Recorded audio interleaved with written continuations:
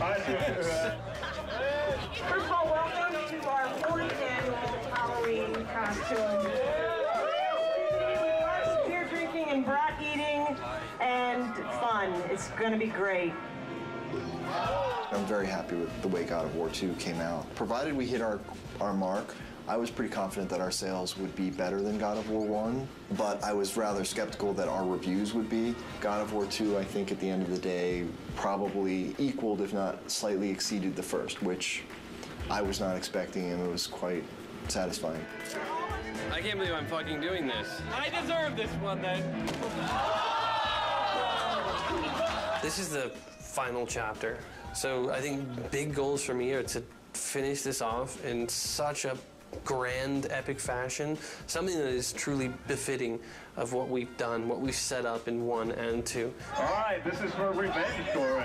God of War 2 ended up being everything we ever hoped it would be, and probably a bit more. It got reviewed very well. I honestly feel like it was probably about as good a game as is likely to be made on the PS2, and I'm very proud that we managed to do that. Oh, one big family here at SCEA.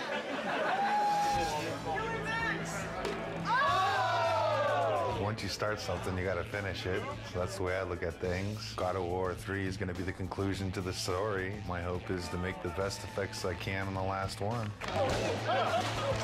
When I think of God of War, I think of the best action platformer out there right now. I think other games and other companies look at us and go, how are they doing it? How can we make it like them? And that's rad, because I've totally been at the company where we looked at that game and went, man, how do we do that, you know? My main hope is that it escapes the destiny of sequels as well as God of War 2 has escaped the destiny of sequels. I'm going to be satisfied if we tie it all up and we can kind of close the book. We're past the stage of figuring out what we want to do. We're now in the early phases of sorting out the how we're going to do it.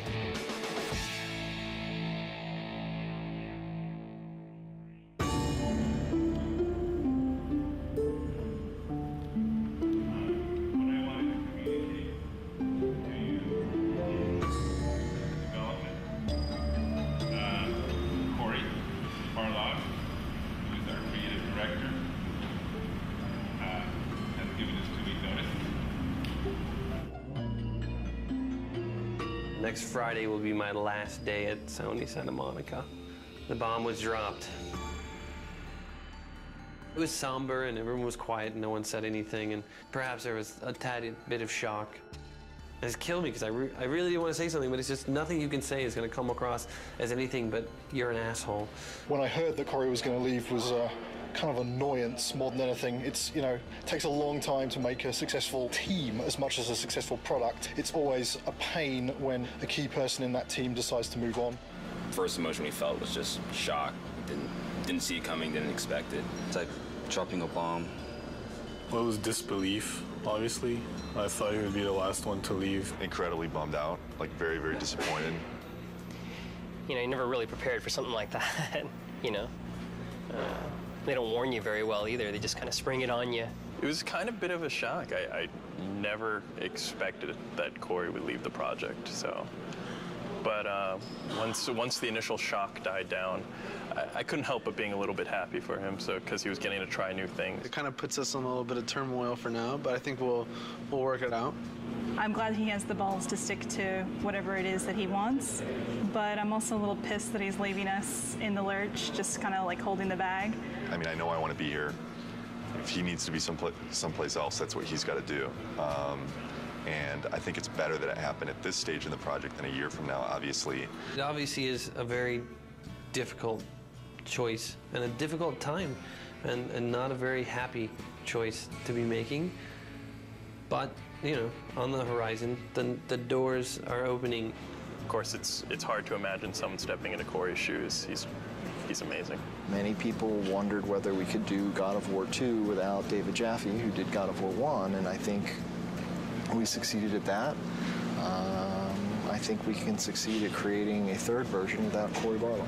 I think it's kind of neat, actually. A different director for each chapter.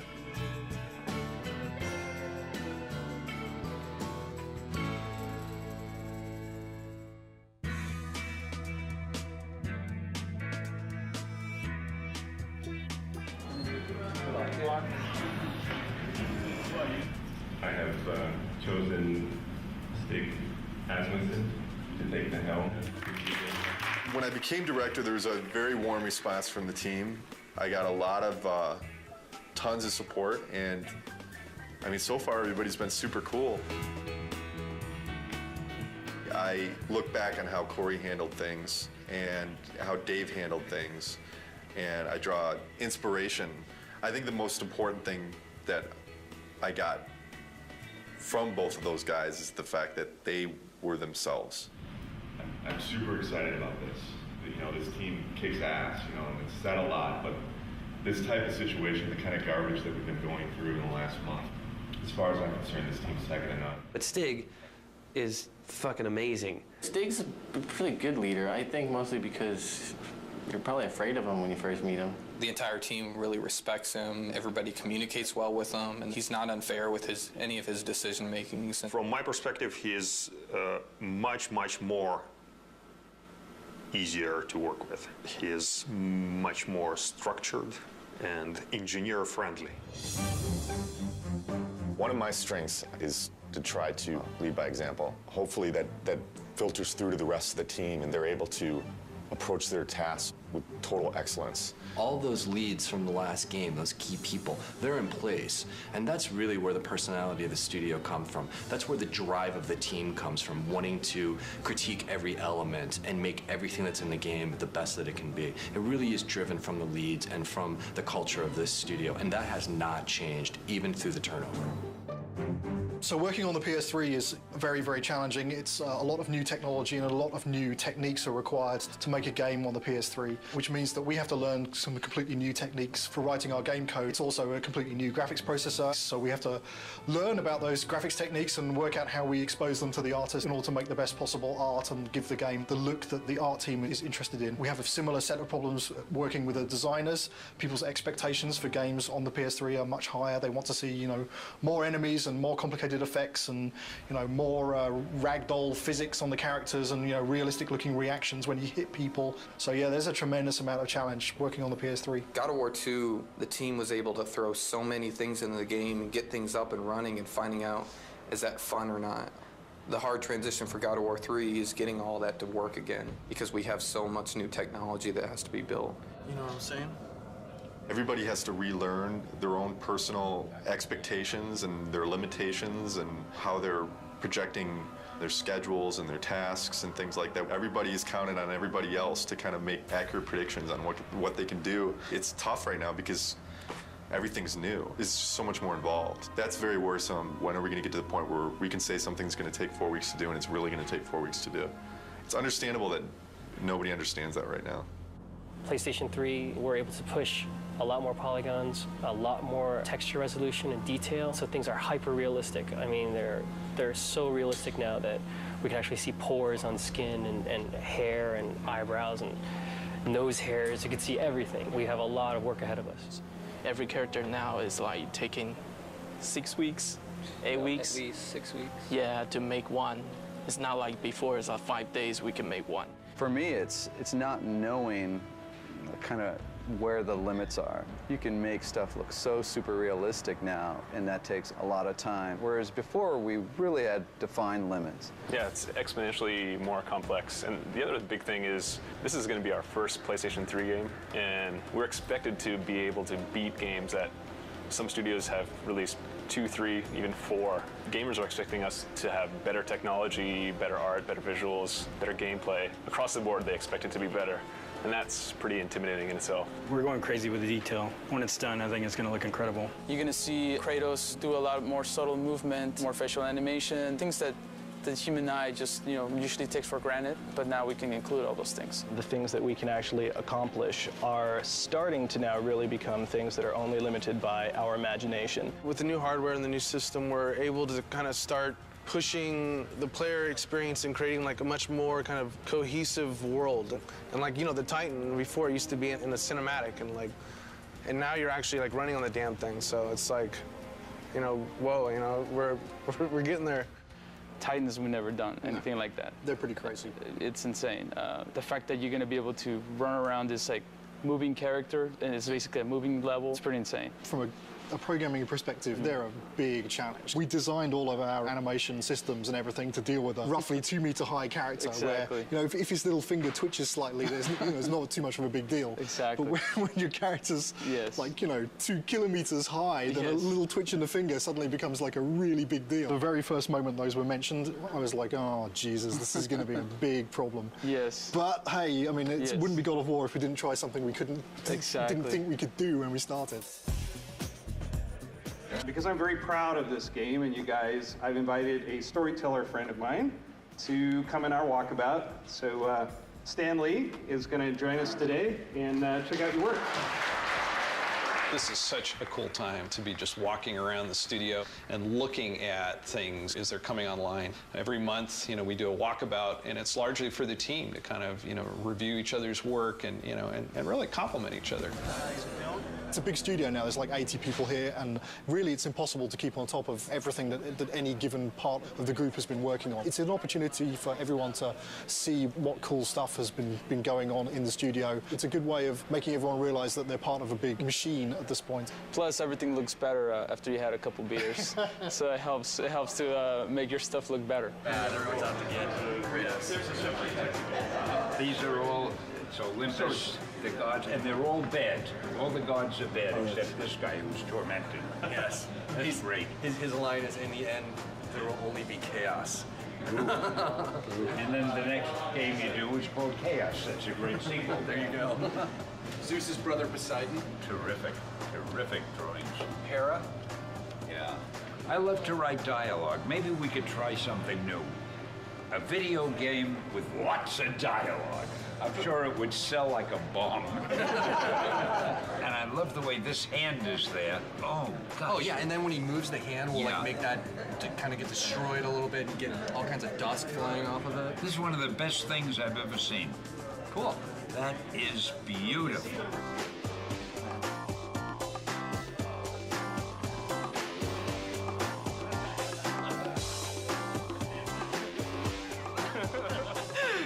Last thing Cory did before he left. Okay, so long, fellas. We're just giving each other props here. Yeah. Cheers.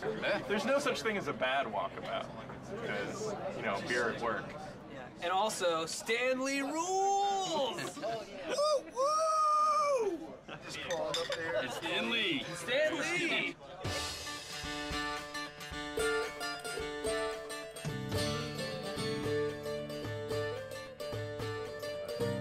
I'm fine with it as long as we make it seem like it's in-game as much as possible. I'm still learning every single day, and I imagine that process won't ever end. And there's so many things that you can learn from every individual on this team. Stig is kind of man of the team, very easygoing, very casual, but he's also extremely intelligent, very thoughtful. I think the thing that's been successful for him is that people just want to help him out. They just want to make a good game.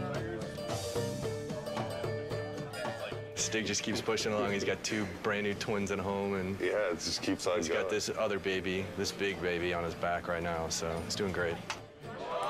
Since last Halloween, made a lot of progress. We've got the story of the game done. We've got the whole design direction completed. 3 months from now, we're going to be doing our press event. Everyone gets to go home early! The first couple times when Stig addressed the team, it was so clear how nervous he was. He would kind of stumble on his words, and he'd literally, turn red, like a stoplight. It was really kind of endearing. But then to watch him sort of evolve, and honestly, I think I was a little bit concerned that, our game director is our public face. And we actually gave him, some media training, and Stig actually asking people, he says, honestly, I don't want to think about all this stuff. I just want to be myself. Is that okay? And they said, you know what? Absolutely. That looks good. Oh, wow. That's how tall Kratos is. He's probably closer to the size of this guy. Will is our stand-in Kratos when Kratos isn't here. I'm about as close as you can get. We picked the venue and the location for the spot, and we brought all the media here. We have something like 60 people here from the media. I can't wait for them to see the actual gameplay. These guys are going to be thrilled. Love Kratos. Kratos is hot. God or destroying Olympus. I do love the violence as well. You know, the women are very beautiful in the game as well. I can't wait to see what new characters they've brought to us, what new enemies, and I'm really excited.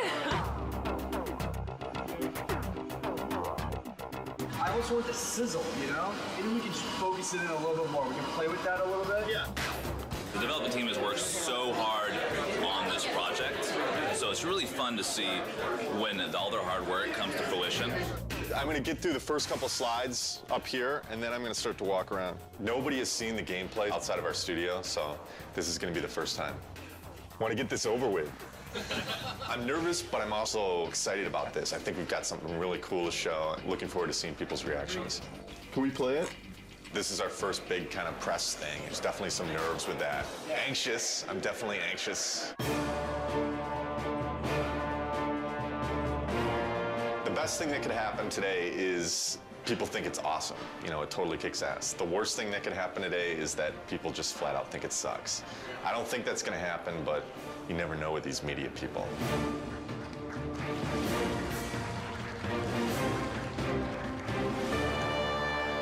What is the vision for God of War 3? We want to define this generation with this game. We're going to take a close look at him. I'll talk about some of the features that we're using on him. Here he is. We've got blended normal maps on him right now, so you can see the realistic muscle flexing. I would imagine that we've got one of the most advanced systems for that in the industry right now. The battle's in full swing. The god Helios is in battle with a massive Titan. And Kratos is going to launch into battle and start doing some damage on the grunts here. Now, Todd can easily just grab one of the grunts by pressing circle, and if he continues pressing circle, he can beat the crap out of him. But if he presses triangle, then he can rip them apart. If he presses X, then he can throw them. And one more move, square, uses it as a battering ram, and then he can take it, mash circle, smash his head against the wall. And all these moves are interchangeable. Meet our latest AI, the Chimera. Part snake, part goat, part lion. Todd has just unleashed the cestus on him, and you can see it's a brawling weapon. Now, the way the Chimera works is it's a 3-stage enemy. First, you fight the snake stage, and then it changes its stance, and you fight the lion stage. We're really having fun with gore on this game. Entering the Cyclops. Every action that the Cyclops makes is a direct reaction from the pain that Kratos is inflicting on him.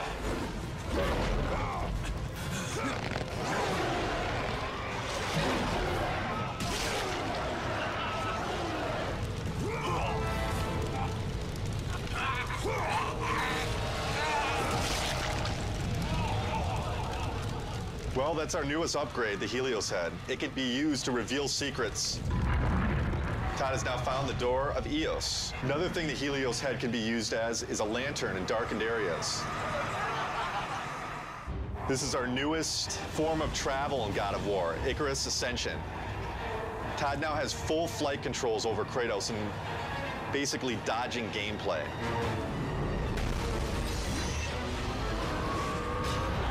That's it.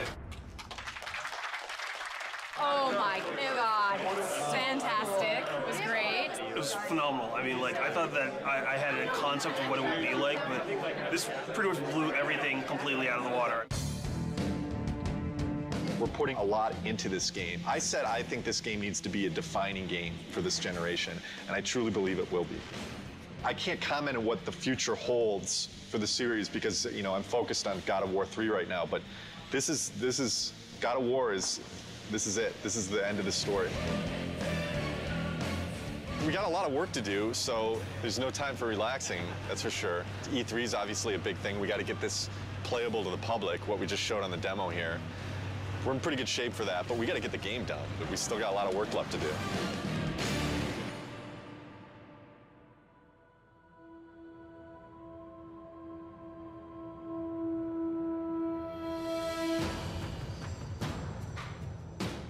Right now for E3, pretty nervous about it.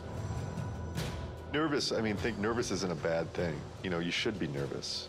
Your nerves should be on edge or else you're not going to get the thing done right. It's kind of ironic that most people would have been happy with the reaction for the press demo, and we were kind of like, we could have done better. We've undertaken to basically change the rendering path between February and E3 to make it look much prettier and much more next-gen.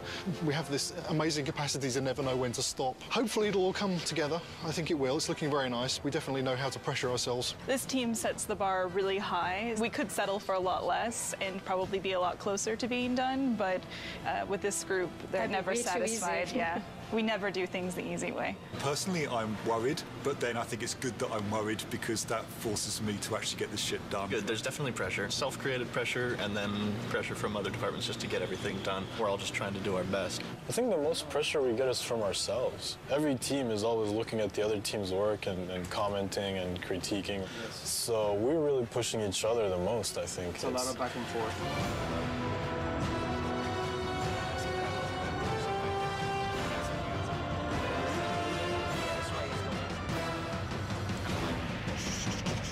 The following week, it's absolutely nothing moves because we're going to need to take every freaking second to make sure it's stable, and we are at frame rate.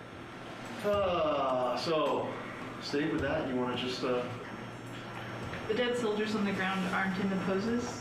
Nope, and they don't have blood streaks and stuff in here. Tyler's doing blood streaks. Alright, so we need a book over here then. The inactive mode would look like kind of like it does right now with the book shut. The active mode, the book would open up and it would have like a glow around it. We have to open and close the book. Yeah, there's a button for it. We should have known that when we built it, because we didn't build it to open and close. Wait, you need the book to open and close? Yeah. There's no limit to good ideas, but there is a limit to how many of those good ideas that you can actually implement. And even if you make decisions and you make progress on things, it doesn't mean that you can get all those things done. We need to be able to tell people this thing is active now. Can we remove it for E3? Are you serious? No, I'm not. I mean, there's a lot of other shit here to get done besides getting a book to have in an active states. Let's say we don't do the open and close for E3. It would just have a glow effect and a light that comes with it, and that's it. Do we just put a sparkle on it then? Absolutely have any compromise for the schedule right now. I have to trust production, and I have to trust the fact that they're telling me that we can't get things done. So I feel like there's little things that have been compromised. I don't know that the player's going to necessarily miss them, but I sure am. It's part of making games. You don't always get what you want. This seems like harder than the last time I played it. We have to keep in mind that somebody from the street is going to be playing those harpies. And I don't know, the way it looks right now, on 3 tries, people will throw down the controller. The stuff we just went through, pretty rough. It's a little frustrating from the respect that it's been kind of at this state for a long time now. Kind of wondering when it's going to get fixed. The struggle or the challenge. If it gets fixed this week, we're screwed. This is sprint week, meaning we're making a big push this week to get a lot of work done and make some headway going into E3. As far as crunch goes, we're not going to call it crunch anymore. We're going to call it a sprint, and then everything will be fine. So as long as we do that. Change the name, it'll all be fine. Tonight's the first night of crunch. Yeah. Yeah, so... We don't like the euphemism sprint. Fuck. I hate crunch. It sucks.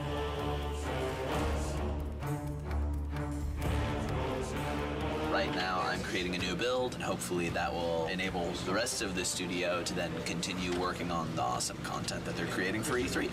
They're definitely waiting on me. Definitely. As far as my end, I feel I'm okay, but then at the same time, I kind of feel like I'm waiting on technology a little bit to kind of come online. We just have a ton of bugs to fix. We're getting new technology right now, and the lighting's kind of broken, fog's kind of broken, so we're just trying to kind of survive, fix all our bugs, and get all of our tech in place so we can get this thing done. You're sprinting now. Yeah. Tonight's the first time the team has worked together as one, and there's a certain kind of level of excitement that goes into it and dread because we're still working, but it's a fun group to be with, and we're trying to get stuff done. You know, we can only do so much, right? And we'll just try to do as much as possible, as quickly as possible, and that's it. Hopefully we end up with something pretty cool, though. This is the biggest E3 we'll ever have. Everybody wants to still see if Santa Monica still has it.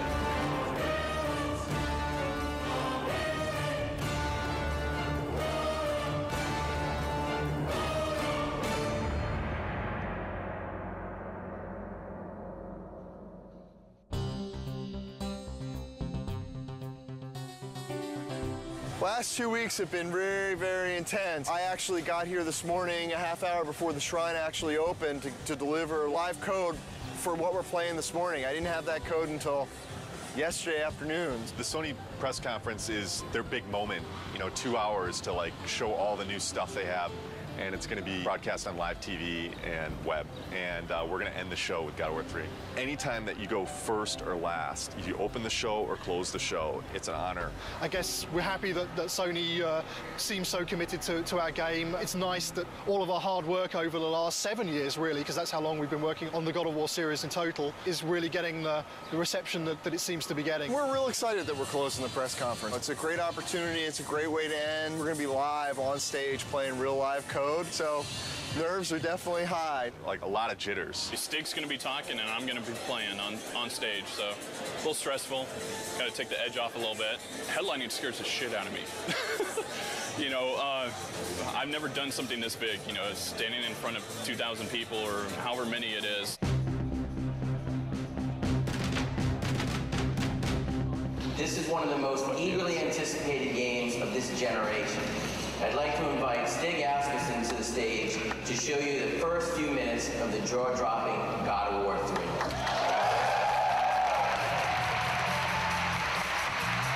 We at Sony Santa Monica Studios are excited to be able to present this live demo of God of War 3.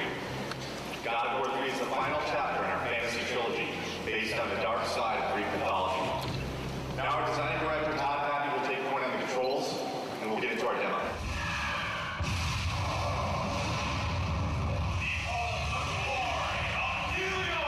I'm really anxious. I'm really excited. This is a really important moment for the team. It's important for the game. I hope that we make the impression that we always strive for.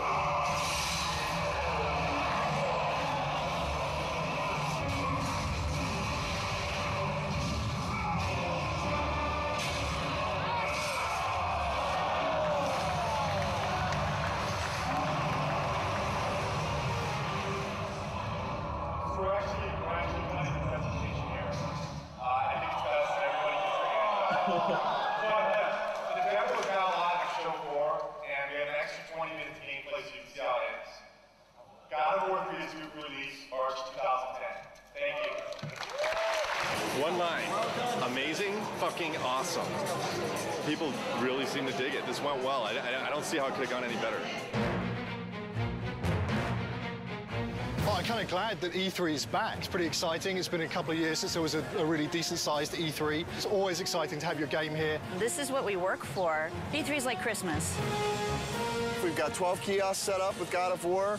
We had a great time last night setting it up. It was actually, we got there, the Sony booth was relatively quiet. All the games were up and running, but there weren't a lot of people playing anything. We started loading in the God of War, and people started lining up behind me to play it. I had somebody tell me today, one of the producers of another product told me when we got in there and loaded our code, all work stopped at the Sony booth so they could come play our product. Hugely flattering, big kudos to the team. Got chills just having that whole experience. It was awesome. It was excellent. It was, disgusting and exciting all at the same time. I waited an hour to play that game. When you finally get to decapitate Halo's head, that was like amazing. Didn't expect to see that.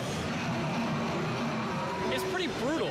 I mean, way more brutal than like the first two. Every new game, they bump it up a little bit, so it's definitely good stuff. I waited in line 2 hours to play. What can I say? It's God of War with unforgiving amounts of violence, great gameplay, kind of thing that, just spend all day playing, not call your girlfriend, whatever, who cares, right? Super pumped to see it. Makes me so jazzed. So this is Christmas. This is Christmas. But it lasts 3 days. We can't believe it's back, It's like awesome. Really good. I'm so fucking happy that E3's back. I mean, it means so much for the industry. Seeing people's faces when they play, we just ship it out to the source, so the team really doesn't see, people's reactions and just even the oohs and the ahs at the press event.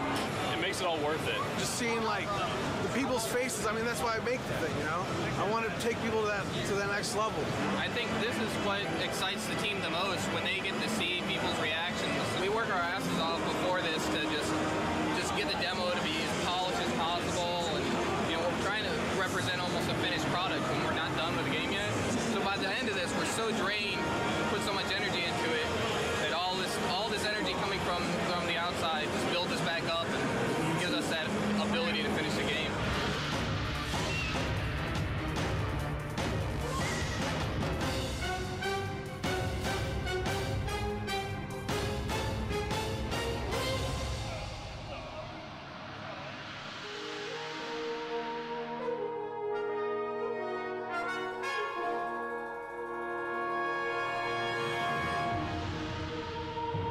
E3s was a huge milestone for us. A lot of publicity, a lot of great feedback and great exposure. E3 was awesome. I have to say it went very well. Seeing all the fans and watching everybody play totally put us in a different mindset coming back from that. You really get locked up and don't really see people's reactions working on something for so long, and going and seeing people line up for your game, that's more than you could ever want, you know? It just kind of invigorates the whole team into coming back and working on something and wanting to put your heart into it and making it even better. I think we did a good job with it at E3.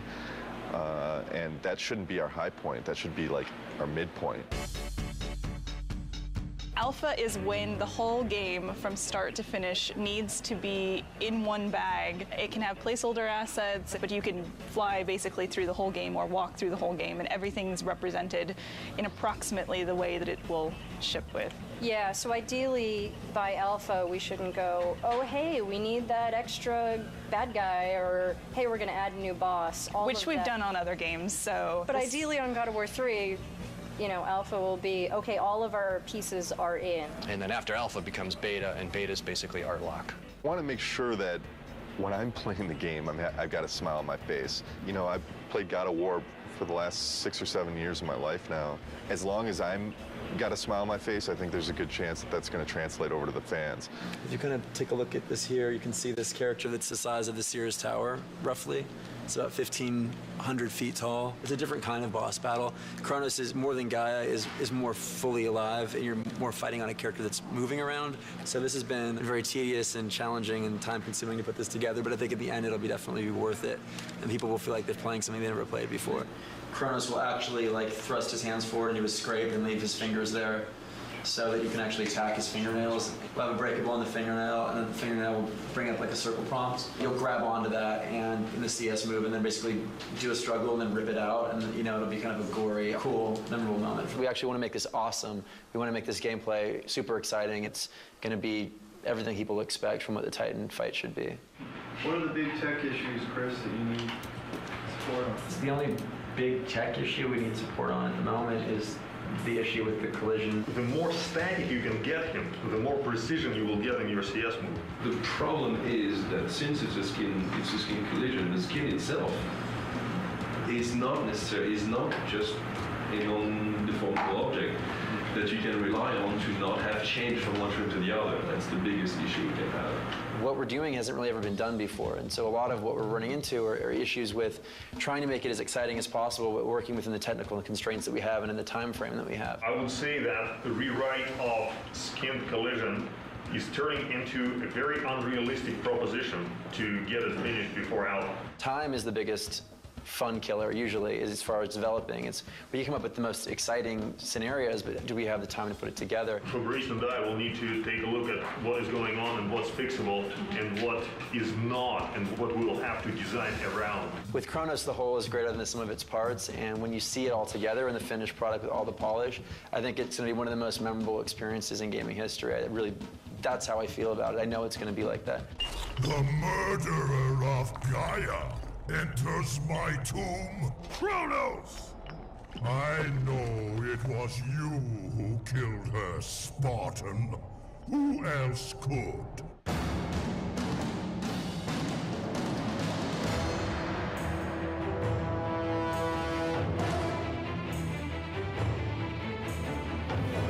About a month back, maybe 6 weeks back after Alpha, we were looking at the end of the game and we felt like there was a lot of fighting and it didn't really tie into the story.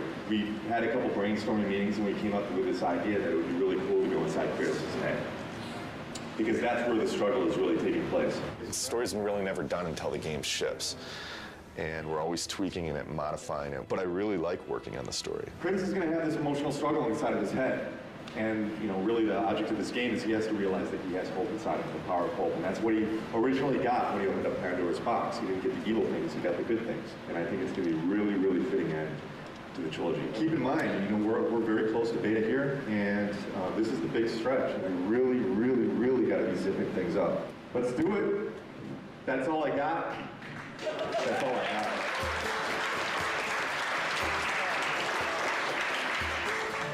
This is the third Halloween. I think for many it's probably a big relief. We're less than 3 months away from being done. It's been 2+ years. It's been an incredible journey. We've overcome so many pitfalls along the way with change of personnel, project redesigns. Despite all that, we've managed to continue to elevate and continue to push ourselves and continue to make the best products we as a team can do. And I think God of War 3 is living up to that. To complete the third one is pretty amazing. We always tried to hit the highest mark we possibly could, and I think we've done it once again with this one. So we're going to have to wait and see what the fans think, but I have really, really high hopes. Completing a trilogy is something I never did in my life, you know, and completing something like this is very special, you know, something that means a lot to me. Sentimental moment. This is truly one of the best teams I've ever worked with. I mean, across the board. I've worked with teams that were really strong on the art side, or really strong on design, or really strong on technology, but this is the only team I worked with that fires on all cylinders. The team faced a lot of challenges. The interesting thing is that this team has always faced challenges, and it sounds kind of cliche, but they're really good at facing challenges. Yeah, I agree 100%. You know, I mean, we've discussed a lot. Obviously, we've gone through a lot of different changes, and the team always, I mean, you can't put it any better, but they always rise to the challenge.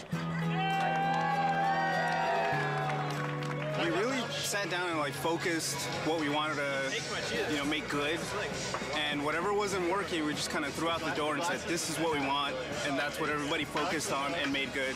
Fans are going to be blown away. We're still getting surprised as far as how good things look. The game's awesome. It's going to be good. Been working with Kratos almost 7 years. I've learned a lot. He's taught me a lot. We've had some good times, but it's time for him to go to bed for a little while.